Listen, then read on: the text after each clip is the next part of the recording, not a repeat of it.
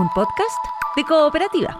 Este es el podcast de Lo que queda del día, una presentación de cooperativapodcast.cl, otra forma de escuchar.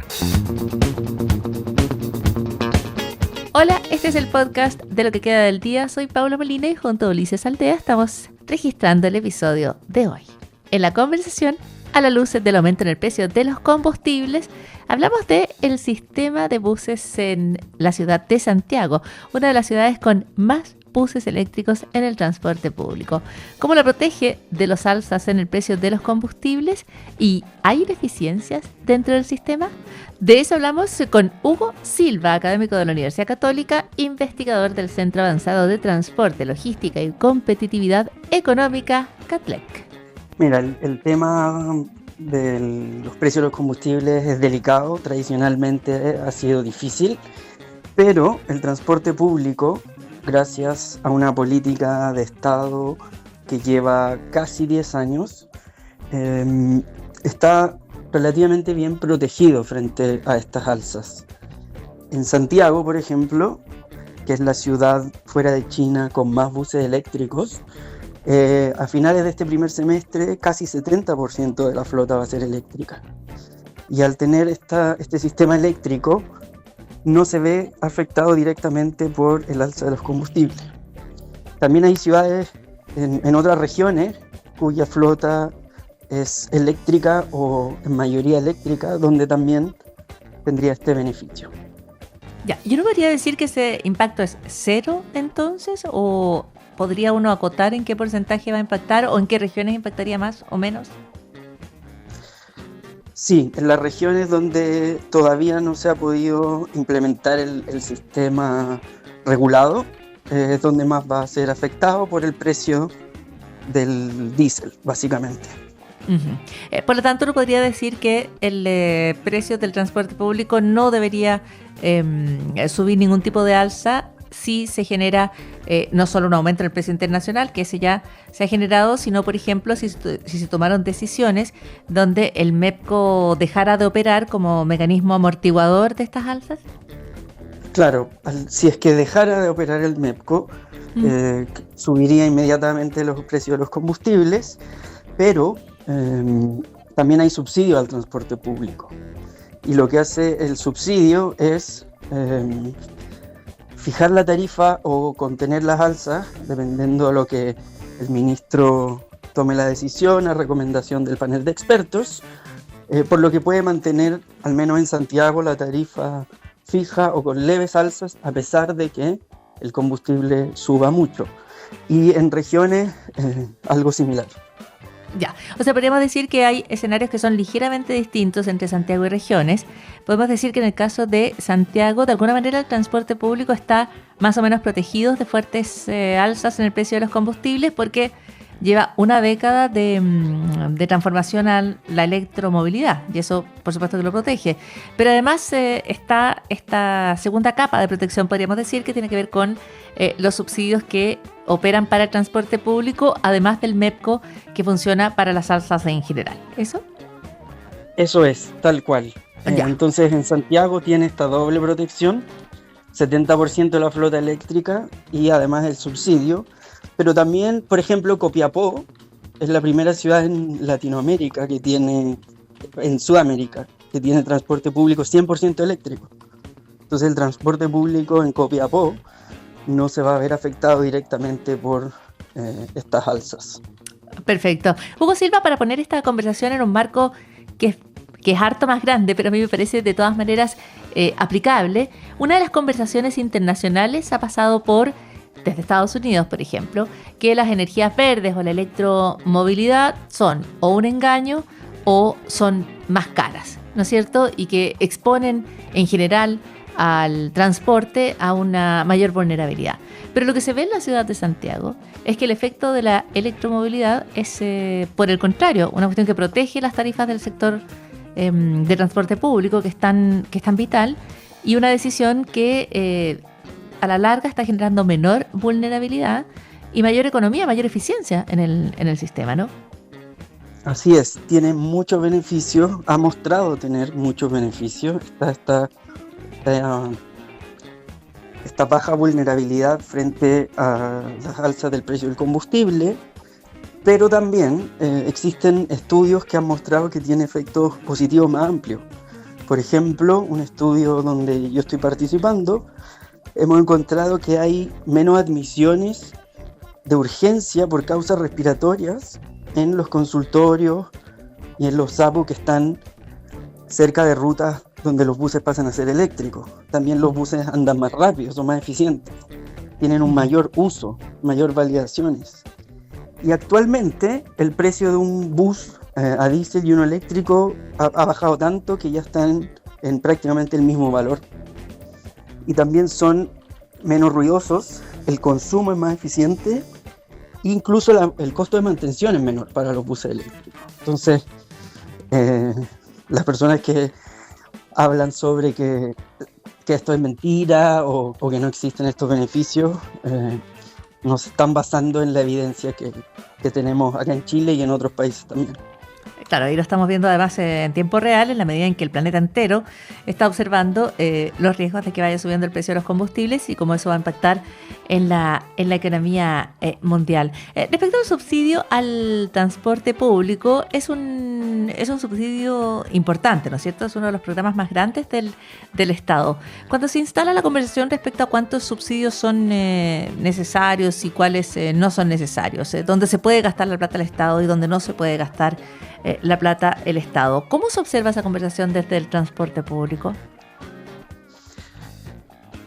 Mira, es un programa grande, sí, son aproximadamente $1.000 millones al año destinados al transporte público de la región metropolitana y otros $1.000 millones al año dedicados a las otras regiones.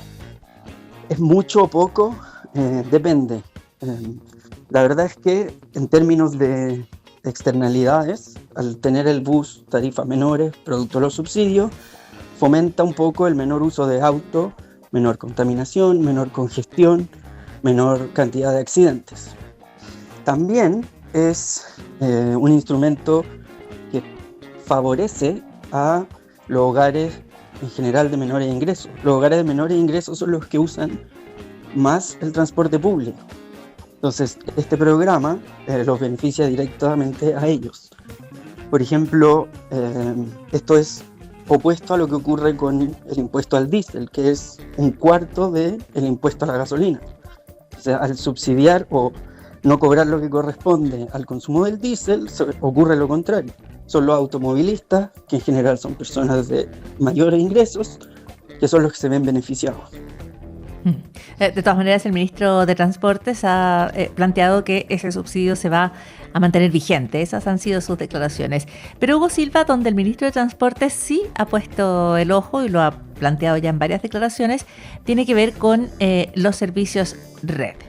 Ha apuntado el secretario de Estado que se va a hacer un análisis riguroso de recorridos, horarios y justificaciones con ciertos tipos de buses. De hecho, hacía un punto de prensa en el encuentro de los túneles allí de la futura línea del metro y apuntaba a que era más o menos habitual en el Gran Santiago que se veía buses articulados circulando en la noche o que circulaban 3 o 4 buses pegados. Se dice que hay muchas ineficiencias. ¿Es esa su mirada respecto a red? ¿Que efectivamente hay mucha ineficiencia?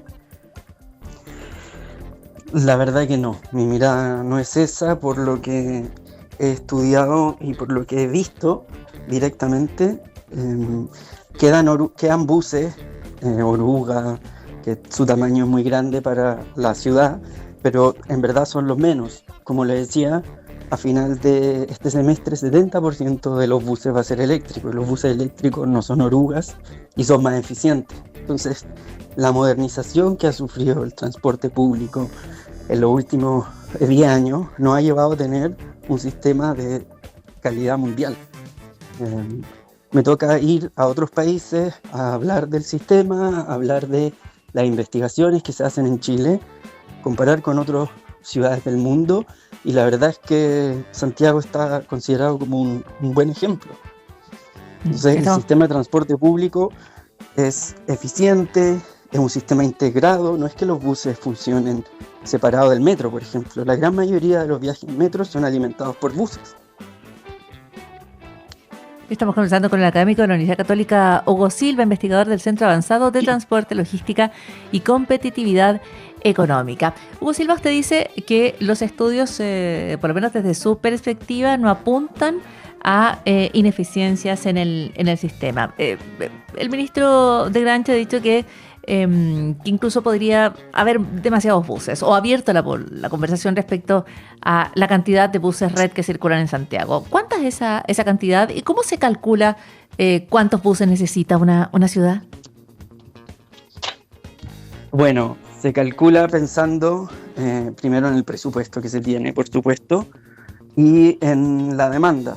Entonces, para cada recorrido, para servir cada uno de los lugares, se determinan frecuencias, cantidad de buses que pasan por hora, para tener tiempos de espera razonables, por ejemplo, y dependiendo de la gestión que hay en la ciudad, eso implica una flota, una cantidad total de buses necesarios.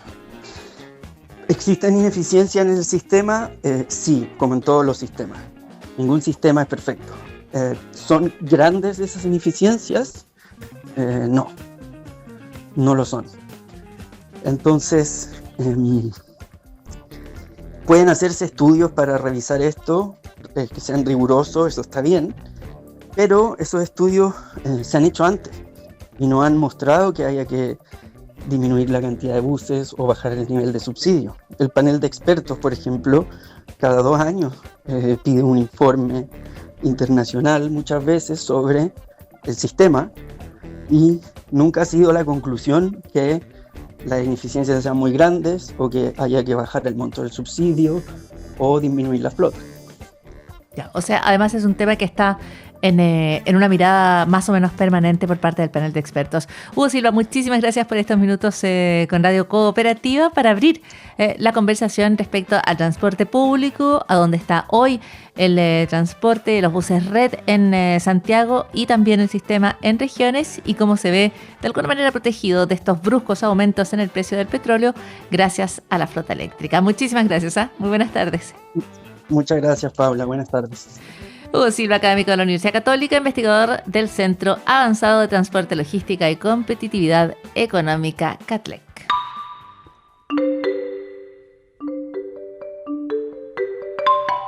¿Y sabías qué? Hay algunas aves en las ciudades que están desarrollando un hábito inesperado: el cigarro. No el cigarro, las colillas de cigarro. El comportamiento se ha observado en distintos lugares del mundo. En México, en Europa, en el Reino Unido, en Galápagos. De hecho, en el Reino Unido se dice que los pájaros llegan a anidar en ceniceros. Y esto, que parecía una rareza, se empieza a entender. Las colillas contienen muchísimos compuestos químicos, nicotina, arsénico, en fin, que son dañinos para las personas, pero que pueden actuar como repelentes naturales. Y en los nidos de las aves, donde abundan los parásitos, las pulgas, las garrapatas, en fin, las sustancias químicas en las colillas de cigarro protegen a los polluelos. En un estudio reciente en Europa se analizó 99 aves en distintos tipos de nidos y los resultados mostraron que aquellos polluelos en nidos con menos parásitos tenían mejor salud y los nidos con menos parásitos tenían más colillas de cigarro. El efecto no fue extremo, pero sí hay ciertos parásitos que se repelen a través de estas colillas. Las investigaciones refuerzan la idea también en México. Allí también se ha registrado este comportamiento similar en los pájaros. Se ha visto que los polluelos pueden mejorar su desarrollo, su inmunidad, pero hay un costo. Hay señales de daño genético por exposición a estas toxinas. En resumen, el fenómeno muestra de todas maneras una adaptación sorprendente. Las aves ocupan este residuo como una herramienta para protegerse de amenazas naturales. Hay un equilibrio bien complejo aquí. ¿Cuánto es beneficio? ¿Cuánto es riesgo? Así que no es que las colillas sean buenos, pero si ya todo está contaminado y si ya la colilla está ahí, el pájaro, en gran inteligencia, la está aprendiendo a usar para sobrevivir. Y esto también es parte de lo que queda del día. Estás escuchando el podcast de Lo que queda del día, una presentación de cooperativapodcast.cl. Continuamos en lo que queda del día. ¿Estás pegado al teléfono? Di la verdad, porque hoy no solo las personas jóvenes están pegadas a sus teléfonos, los mayores de 60 años están pasando más de la mitad de su tiempo libre frente a las pantallas. Bueno, no todas las personas mayores de 60 años, pero aparentemente varias. Este es un cambio silencioso que ya se estaba generando, pero que se fue acelerando después de la pandemia. Para las personas mayores de 60 años, el acceso a los smartphones, a las tabletas, al teléfono inteligente es comparable al de cualquier otro grupo etario en cualquier edad, aunque los usos son distintos. Las personas mayores ocupan menos redes visuales, por ejemplo, pero ocupan más mensajería y ocupan además los dispositivos para buscar información y noticias. Pero la escena es la misma. Tienen el teléfono siempre en la mano, las notificaciones se escuchan a cualquier hora, el teléfono está en la mesa, está en las reuniones, igual que con los más jóvenes. Lo mismo que se le critica a los adolescentes pasa con los mayores. Así que se estima que los llamados baby boomers, que hoy día tienen entre 65 y 75 años y más, también están pegados al teléfono. Hay un estudio reciente en China con 371 adultos mayores que buscó el porqué y encontró que el uso intensivo de el tablet o el teléfono se asocia en las personas mayores a la soledad o al deterioro cognitivo, por ejemplo. Entonces, no es que se aíslen porque están mirando el teléfono, que podría ser la situación de los más jóvenes, sino que están en el teléfono porque se sienten aislados. Eso es uno de los planteamientos de ese estudio. Ahora, las personas más jóvenes tienden a usar el teléfono para entretenerse, para usar redes sociales, para ver qué está pasando. Las personas mayores, el uso del teléfono es para acompañarse, para informarse y para vincularse con los demás. Por eso se ocupa mucho la mensajería. Las personas mayores están siempre mandando mensajes, o uno de los usos más habituales es el de mandar mensajes. Así que el mismo dispositivo cumple funciones distintas de acuerdo a la etapa de la vida. Pero en resumen, no solo las personas más jóvenes, los estudiantes, escolares, qué sé yo, están pegados al teléfono. También los mayores. Y eso es parte de lo que queda del día.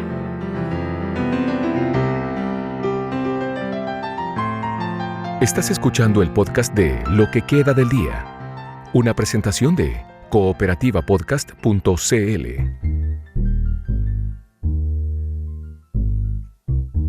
The Adams County Sheriff kicked down my door.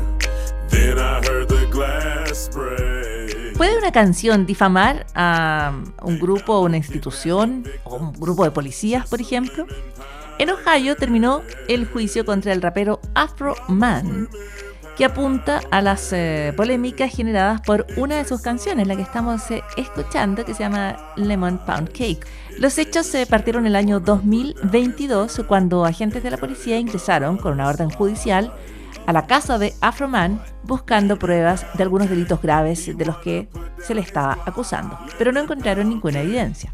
Después del operativo policial, que dejó la casa en mucho desorden según Afro Man, el artista publicó distintos videos musicales usando imágenes del allanamiento, pero mezclándolas con humor, crítica y acusaciones contra los oficiales. La defensa de Afro Man dentro del proceso se basó en la libertad de expresión. Él argumentó que, ya que los policías eran funcionarios públicos, podían ser blanco de críticas y de sátiras, y que sus canciones no se pueden interpretar literal, son comentarios sociales, son entretenimiento. Dijo que exagerar, que provocar, que la burla, la ironía es parte de su lenguaje artístico en la música y que por lo tanto no se le podía juzgar por la canción donde se estaba básicamente haciendo ironías con los policías. En su contra, los policías dijeron que los videos incluían acusaciones falsas que dañaban su reputación personal y profesional, que además la canción, aunque eran interpretaciones, igual incluían informaciones que eran intencionalmente engañosas sobre cómo habían actuado y que eso había afectado sus vidas, y que la libertad de expresión no podía proteger a un contenido como el de las canciones de Afro Man, que estaba perjudicando directamente a personas que se podían identificar que eran ellos. ¿Qué ocurrió? El jurado finalmente le dio la razón al músico, a Afro Man. Dijo que los videos estaban protegidos por el derecho a la libertad de expresión y que no eran difamatorios. Así que un caso más que en Estados Unidos refuerza el estándar que la sátira tiene en ese país, incluso si es ofensiva o exagerada. No se considera que aquello que se dice en una canción sea una afirmación real respecto a una persona, sino una expresión artística. Así que le da derecho a Afroman a seguir con sus canciones. Ahora, el video, la canción que estamos escuchando es la que está en el centro de la controversia, esta canción sobre el queque de limón. Y se llama así porque en el video de seguridad que se registró, o sea, realmente respecto a lo que realmente pasó, uno de los policías, durante el allanamiento, se detiene, se toma una pausa y mira fijamente a un queque que estaba en la cocina. Y ese momento, dentro de este operativo como armado, era un momento como absurdo, se volvió viral y se incorporó en el video. Según Afroman, ese es un símbolo de todo lo que fue el operativo. Una redada agresiva, una redada preocupante, pero que finalmente no encontró nada de importancia. Así que esa es la historia del queque de limón. Solo encontraron un queque de limón, dice Afroman, y la justicia le da derecho y respeta su derecho a la libertad de expresión. Y eso también es parte de lo que queda del día. Aquí termina el podcast de Lo que queda del día. Lo escuchas en vivo de lunes a viernes desde las 4 de la tarde en Radio Cooperativa. Y todos los días en cooperativapodcast.cl.